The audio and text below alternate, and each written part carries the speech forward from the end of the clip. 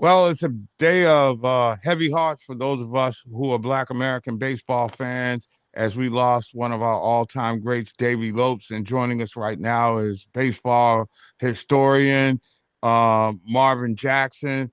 And Marvin, if it's one person that understands like Black American baseball like me, it would be somebody like you. And today was a bit of a gut punch for me because I remember black and white TV. NBC Game of the Week, Gary Giola and Kubek in the World Series. And somehow all those times, Davey Lopes was making it happen for the Dodgers. What are your memories of Davey Lopes, the second baseman who was just unbelievable as an all-around player? Yeah, he was. He was a four-time MLB All-Star, and Davy Lopes.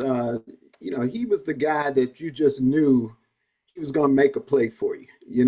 When the Dodgers had that Dodgers Forever infield, Yes. with Say and With him and Steve Garvey, Ron Say, Bill Russell, no they relation, were they were there for a long time and right? throughout the 70s, I guess. And so Davey was that guy though that he's going to get on base and he's going to get around those bases. I mean, he had speed, he could steal bases.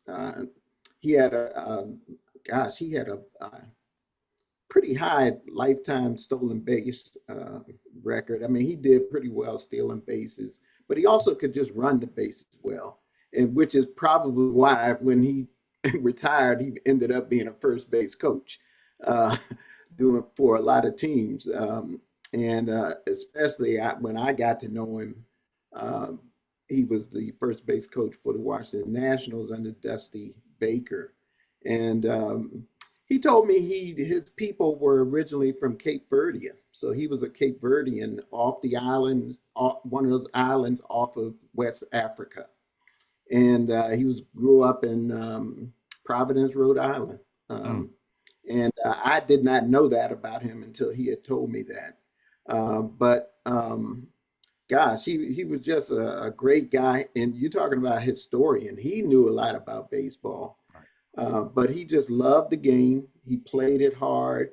He worked hard at his craft, and just one of those guys you want at the top of your batting order to get on base and get around and score runs for you. And how ironic is it that the glue to an infield as great as the Dodgers was Davy Lopes? I mean, let's be real for a second. Um, there was Say who was really good at the hot corner, right? But I don't necessarily put him in the same category as I would a Mike Schmidt or Brooks Hmm. Robinson, but he was a good Right, guy at the hot corner. Bill Russell was solid at shortstop, but I'm not ever mhm, going to put him even. right. He was no Cal Ripken Jr. Hmm. Steve Garvey, as great as he was, had his off-field personal Yes. life issues that were really behind closed doors. But then there was The Rock.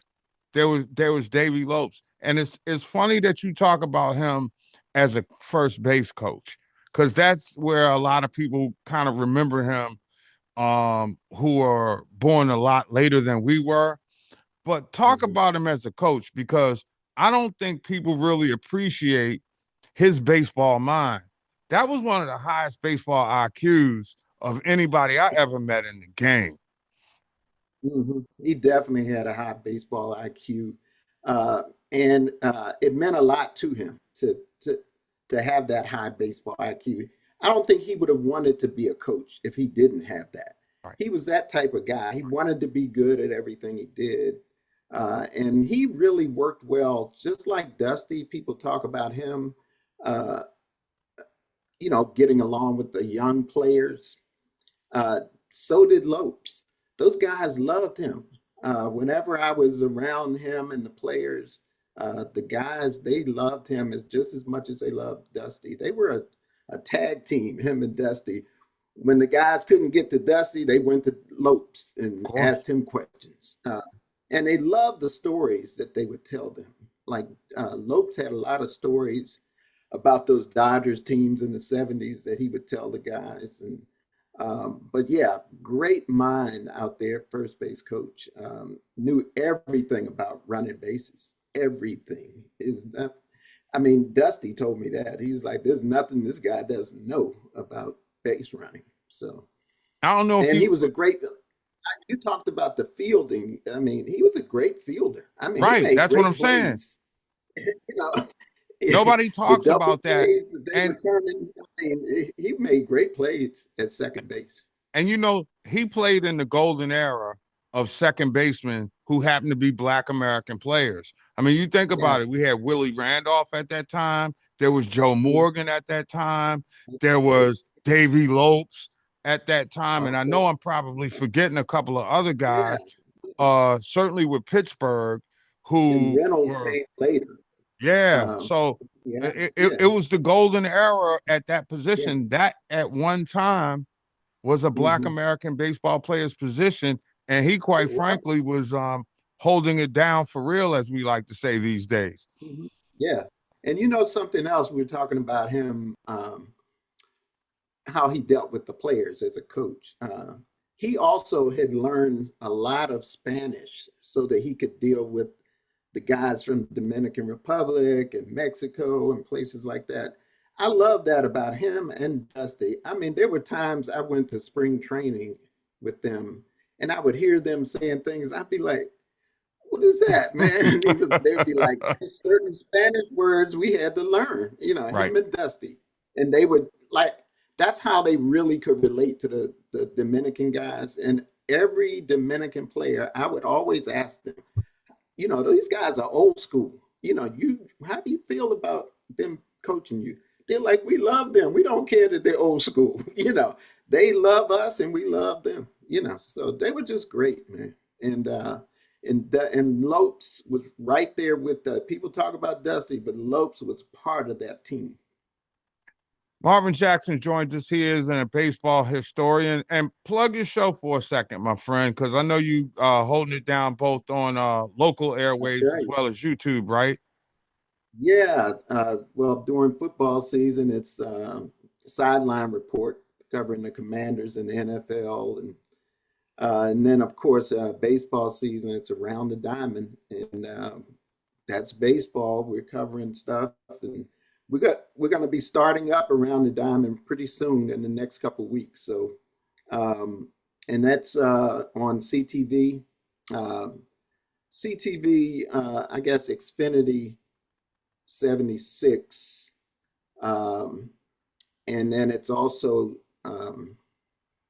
no, yeah, Xfinity 76, and then Yeah, Channel Verizon 76 42. locally here in the DMV. Verizon 42. And then Mhm. that's in Prince George's and Montgomery. So, yeah, if, you know, usually the show starts, it's on 7:30 on Wednesdays and 6 o'clock on Thursdays, Cool. 7:30 p.m. Yeah, Wednesdays, check it out. 6. If you're a baseball junkie like us, you never know who's You gonna got to, yeah, you got pass to through check that because, you know, program.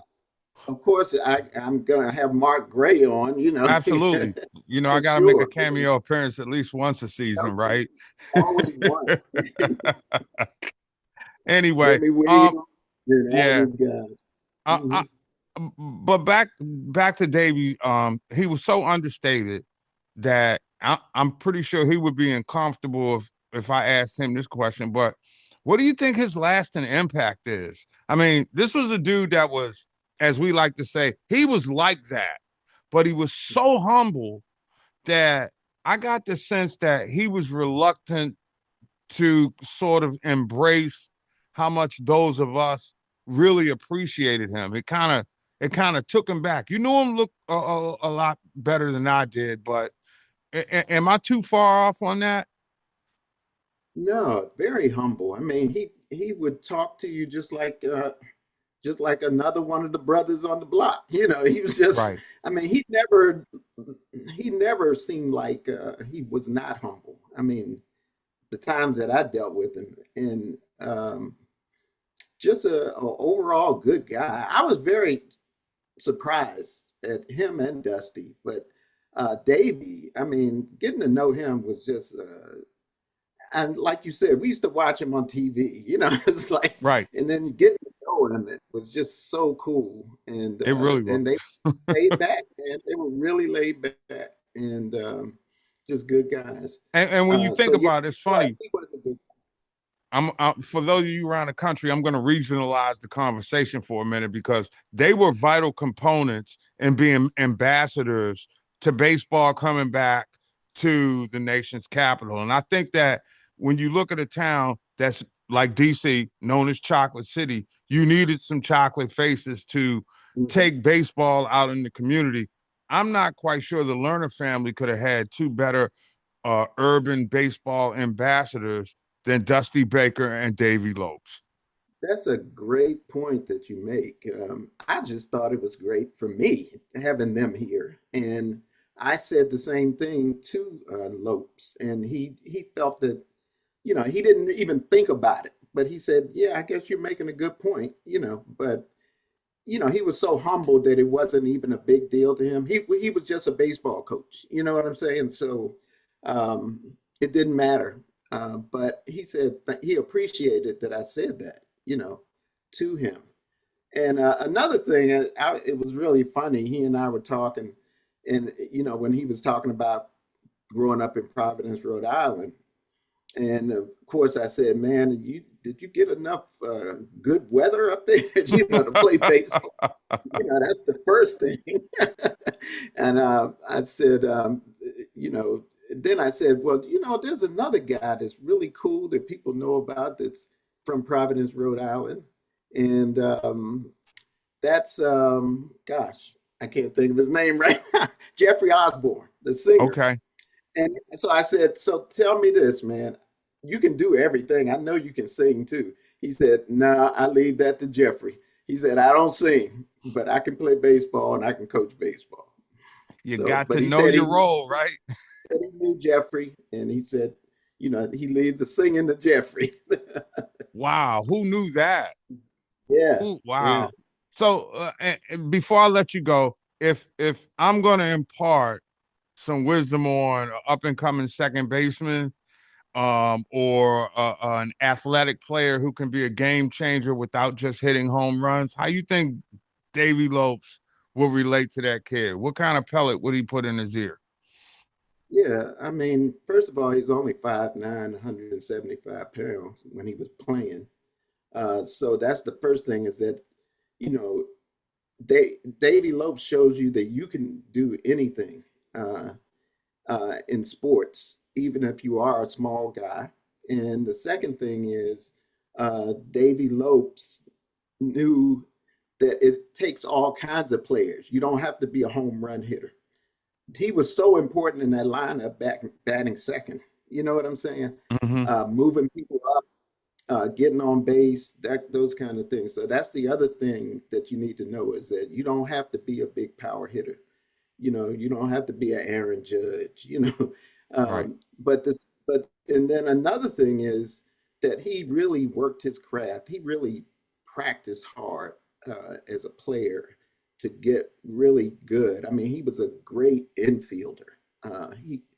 He knew everything about the game. So that's what I would say is that look at players like that. That he wasn't a big athletic specimen, but he was a great athlete and he was a great baseball player.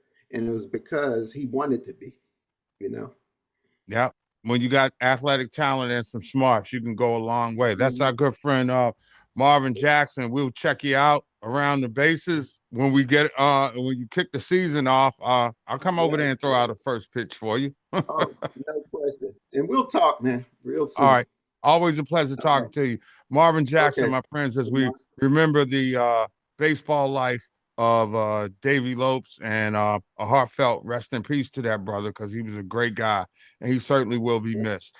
Stick with us. We got more of what you came here for on the other side. It's OG Sports Rap on the network. Remember, download the mobile app.